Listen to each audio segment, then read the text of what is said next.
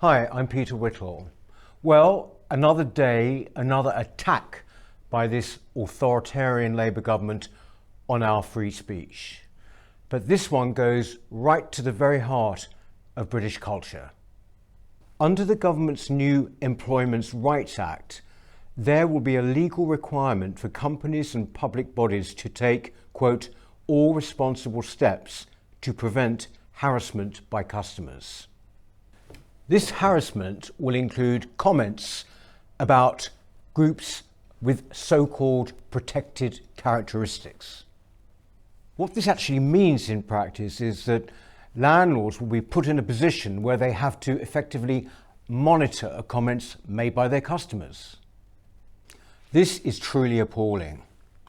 Overheard conversations, jokes, pub banter could place people beyond the law in one of the very places British people have gone since time immemorial to relax, to laugh and, yes, to discuss what's happening in the news. Yet another part of British culture and traditions is being targeted by the hateful, ideologically motivated left. Pubs are already having a hard time of it, with something like 50 closing each month this year alone.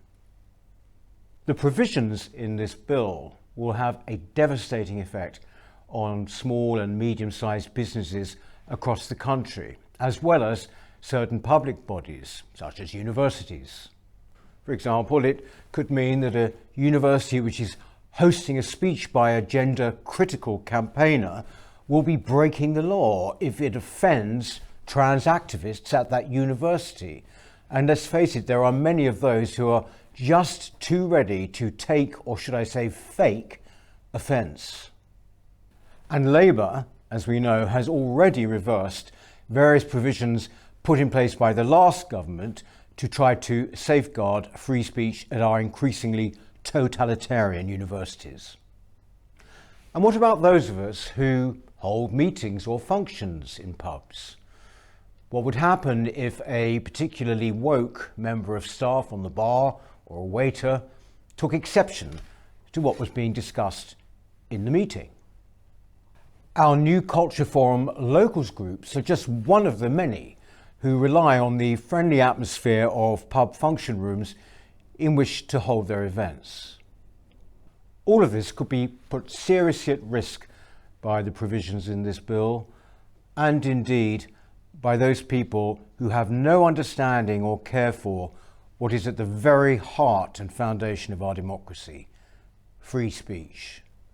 It will also lead to what I call the silent killer when it comes to free speech, and that is self-censorship.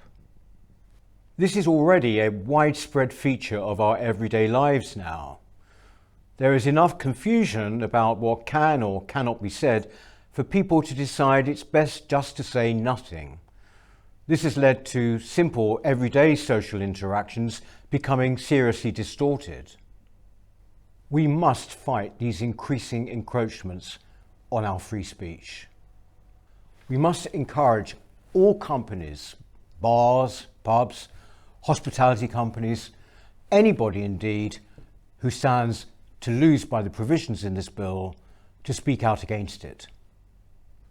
And most importantly, we, all of us, must not give in to self-censorship. We have to make sure that it's not just time, gentlemen, please, on free speech.